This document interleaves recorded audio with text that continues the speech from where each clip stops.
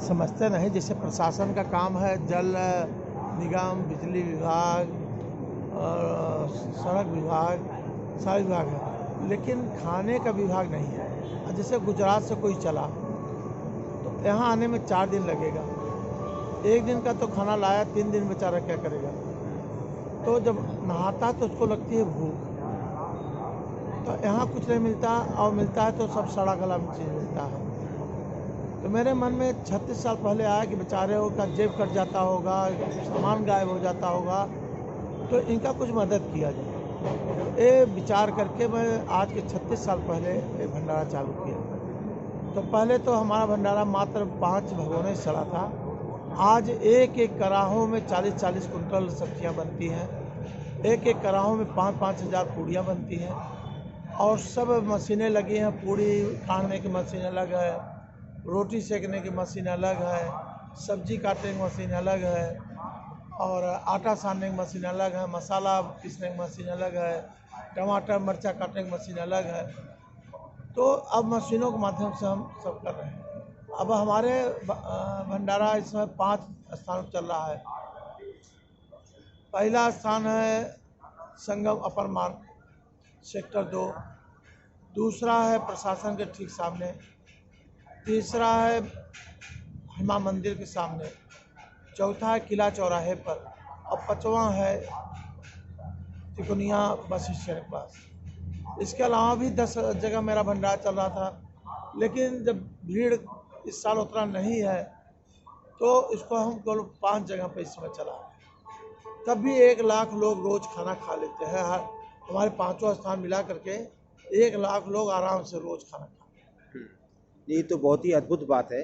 क्या ऐसा नहीं हो सकता कि ऐसी व्यवस्था कर दी जाए कि कोई भी मेले में आए तो वो भोजन आप ही के यहाँ करे, ऐसा कुछ व्यवस्था कर दी जाए? सरकार चाहे तो कर सकती है।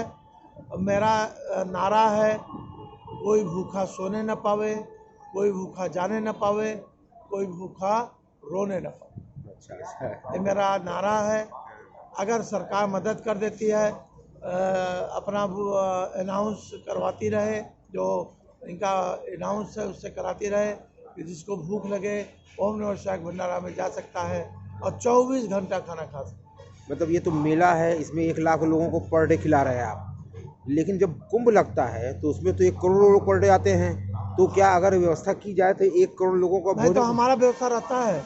अभी डिस्कवरी ऑफ हिस्ट्री जो विदेश का चैनल है, वो मेरा पूरा डॉक्यूमेंट्री फिल्म बना गया है कुंभ का। तो देखा तो ताजुब माना और कहा कि तो संसार का सबसे बड़ा भंडारा है, इससे बड़ा रसोइया संसार में कोई नहीं है। मतलब उसमें आपने जैसे कुंभ में खिलाया होगा, जो पिछले 6 सालों पहले हुआ अर्ध कुंभ जो हुआ था, जिसे कुंभ कहा जा रहा है, उसमें लगभग कितने लोगों को आपने एक महीने में? उसमें प्रतिदिन 2.5 लाख 3 लाख 2.5 लाख 3 लाख खाते थे, और जिस दिन पर्व होता था उस दिन 5 लाख 7 लाख लोग खाना खाते। तो उसमें कोई भगदड़ नहीं बनती, कोई अवस्था नहीं होती? आपके पास इतना स्टाफ है, इतना इंफ्रास्ट्रक्चर है? हजारों हमारे सेवादार हैं, और पूरे देश में कम से कम 2 करोड़, क्योंकि हम प्रवचन नहीं देते, मैं सत्संग करता हूँ और ओम नमः शिवाय भगवान का जाप कराता हूँ। तो जो मैं अनुभव किया हूँ 36 साल से, कि जैसे कैंसर के लोग आए, किडनी के लोग आए, या कोई भी बीमारी के लोग आए, और वहाँ बैठ कर भगवान का जाप किए, भगवान का अभिषेक किए, और लगातार 15-20 हफ्ता करते रहे, तो उनका बड़ा से बड़ा रोग अपने आप समाप्त हो गया। तो वो सिर्फ ओम नमः शिवाय का जाप करने से, या आप उनको कोई हाथ दबाकर या छूकर स्पर्श कर कुछ आशीर्वाद है? कि ओम नमः शिवाय के जाप तो चलता है, लेकिन उनका विश्वास मेरे ऊपर है कि जब तक हम आशीर्वाद नहीं देंगे तब तक नहीं होगा, लेकिन होता है केवल भगवान की कृपा से। समझ लीजिए प्रतिदिन आज भी गौ घाट में मेरा आश्रम है, बृहस्पति को बैठता हूँ, 15-20 हज़ार भीड़ होती है। कानपुर में रामा देवी में बैठता हूँ, सनगवा में, वहाँ भी काफ़ी भीड़ होती है। और लखनऊ में गोमती नगर रेलवे स्टेशन पर बैठता हूँ, वहाँ भी काफ़ी भीड़ होती है। और सब लोग जब ठीक हो जाते हैं तो हमारे अनुयायी बन जाते हैं। हाँ। कोई प्रवचन से अनुयायी नहीं बनता। मैं प्रवचन देता ही नहीं, न मैं गीता में, न मैं रामायण पर। मैं जीवन में जो अनुभव होता है वही बताता हूँ। आप वही काम करिए, आपका, आपके परिवार का कल्याण स्वतः हो जाए। तो ये जो आप लोगों को कृपा करते हैं, आशीर्वाद देते हैं, जिससे उनकी मनोकामनाएं पूरी होती है, जिससे उनका स्वास्थ्य ठीक होता है, इसके लिए क्या प्रभु ने आपको कोई शक्ति दी है? हम तो नहीं जानते, लेकिन जो आते हैं तो यही कहते हैं कि बस आपके कृपा से सब ठीक हो गया। हम नहीं जानते, हम तो इतना जानते हैं कि जो कुछ हो, मैं एक गाना गाता रहता हूँ, आपके कृपा से सब काम हो रहा है, करते हो मेरे भोले मेरा नाम हो रहा है। मैं यही गाना हर समय गाता रहा। तो इस कृपा को प्राप्त करने के लिए कभी आपने कोई सिद्धि की, तपस्या की? बहुत बहुत बहुत बहुत। अच्छा। बहुत घनघोर। अच्छा। सबसे बड़ा तपस्या तो मैं किया, पूरा परिवार को त्याग दिया। धन दौलत, आज भी मैं पैसा छूता नहीं। आज की तारीख में कोई बता दे मेरे जेब में एक नया पैसा हो। हाँ। मैं जेब में एक नया पैसा नहीं, मेरा बैंक खाता नहीं। हाँ। कहीं दुनिया में मेरा बैंक खाता नहीं। हाँ। और मैं कभी अपने पास एक नया पैसा रखता नहीं। हाँ। हमारे कार्यकर्ता रखते हैं, कार्यकर्ता ही खर्च करते हैं, सब कुछ वही करते हैं, हमसे कोई मतलब नहीं। तपस्या क्या की और परिवार को कैसे त्यागा आपने? त्याग, परिवार ऐसे त्यागा, वो कहानी तो बहुत लंबी है, लोग उस पर विश्वास नहीं करेंगे, इसलिए बताना ठीक नहीं है। ये बता दूं, लोग विश्वास नहीं करेंगे। हाँ, संक्षेप में 2 लाइन 3 लाइन में, ताकि इस पे फिर देखिए, ऐसा था कि मैं एक्यूप्रेशर का थोड़ा बहुत ज्ञान रखता था। एक्यूप्रेशर का तो आप जिनका नाम लिए, हमारे जीजा जी जो हैं सिविल लाइन वाले, हाँ, गुड्डू सिंह जी। हाँ, गुड्डू सिंह, तो हमारे पास आए तो हमारी बहन को थोड़ा सा कष्ट था, कहे कि भैया जरा ठीक कर दीजिए, तो हम दबा दिए, ठीक हो गए। फिर हमारे परिवार के लोग थोड़ा बहुत बीमार होते हैं, उनको ये बातें धीरे धीरे बढ़ने लगी, तो हाई कोर्ट के जज और सब बड़े बड़े लोग आने लगे, तो हम उनको केवल छूते थे और ये जान छूते थे कि एक्यूप्रेशर से मैं कर रहा हूँ। मतलब साइंटिफिकली आप करते थे? हाँ। जिसको वो लोग आशीर्वाद मान लेते थे या नहीं, वो लोग भी एक्यूप्रेशर जानते थे? अच्छा। हम भी एक्यूप्रेशर जानते थे, वो भी एक्यूप्रेशर जानते थे। हाँ। न वो जानते थे, न हम जानते थे। हाँ। लेकिन घटना ऐसा हुआ कि हमारा एक भक्त था जो बहुत ज़्यादा पीड़ित था, वो काशी का था, दूल्हापुर का। हाँ। तो हम बनारसी लंगड़ा बहुत मन से खाते थे, अब तो नहीं खाते। तो बहुत आग्रह करके हमको ले गया बनारस। तो उसके यहाँ मैं लंगड़ा आम खाने लगा, तो 40-50 लोगों को इकट्ठा कर लिया था, तो मैं एक्यूप्रेशर कर दिया। उसी दरम्यान एक बूढ़ा आदमी अपने बच्चों को लेकर के आया और कहा कि मेरा बच्चा गूंगा है, इसको ठीक कर दीजिए। मैं उससे कहा कि देखो भाई, एक्यूप्रेशर में गूंगा नहीं बोलता, तुम्हारा बच्चा नहीं बोलेगा। कहा हम बहुत दूर से आए हैं, हमारे बच्चों को बुलवा दीजिए। हम कहा नहीं, बार बार कह रहा था, हमको आम खाने में देरी हो रहा था। तो हम उससे कहे कि ऐसा है, जब इलाहाबाद 40 बार आओगे, तो कहा कि 400 बार आएंगे, हमारा बच्चा बुला दीजिए। अच्छा। हमारे मन में आए इसको कैसे टरका दे, तो उसको कहे कि अच्छा आओ, उसके बच्चे के हाथ में ऐसे ऐसे ठोक दिए और बच्चा चला गया। और जब चला गया तो कुछ ही देर बाद उसका बाप दौड़ा दौड़ा आया, मेरा बच्चा बोलने लगा, मुझे गुस्सा लग गई कि पागल, अब बच्चा कैसे बोल देगा। मैं खा रहा था आम, उसके ऊपर बहुत नाराज हुआ। इतने में वो गया, अपने बच्चों को ले आया, बच्चा कहा बाबू चलो घरे। मैं एकदम हड़बड़ा गया। तो हम बच्चे से पूछा कि बेटा तेरा नाम क्या है? तो बच्चा कहा सारी दुनिया मेरा नाम जानती है, तू मेरा नाम ही नहीं जानता। अरे! हम कहा कि बेटा अगर तेरा नाम मैं जानता, मैं क्यों पूछता? कि तू मेरा नाम नहीं जानता। मेरा नाम भोलेनाथ है। अच्छा। अब जैसे वो कहा भोलेनाथ, मेरी आंखें बंद हो गई और मेरे आंखों से झरझर झरझर आंसू बहने लगे। और जब झरझर झरझर आंसू बहने लगे तो आंख खोले तो देखे साक्षात शिव जी। स्वयं भोलेनाथ थे। हाँ तो मुझे यही कहे कि बेटा मैं तेरे साथ 24 घंटा रहूंगा हाँ और तुम केवल गरीबों की सेवा करना, हाँ न तेरा भंडारा कभी खत्म होगा हाँ और न तेरी शक्ति खत्म होगी। हाँ। उसका नाम भोलेनाथ था कि नहीं था? अब हम नहीं जानते, अच्छा। वो चला गया, हम नहीं जानते। वो अकेला बालक हाँ। कितने साल का था वो करीब? कितना बड़ा? अच्छा अच्छा अच्छा। तो और बोल भी नहीं सकता था, सुन भी नहीं सकता था, ना, और वो चमत्कार था जिसके लिए आपने कोई प्रयास नहीं किया, कुछ नहीं। और अपने आप ही भोले बाबा ने उसको आपके माध्यम से पहुंचा दिया बिना आपके चाहे। नहीं, स्वयं भोलेनाथ।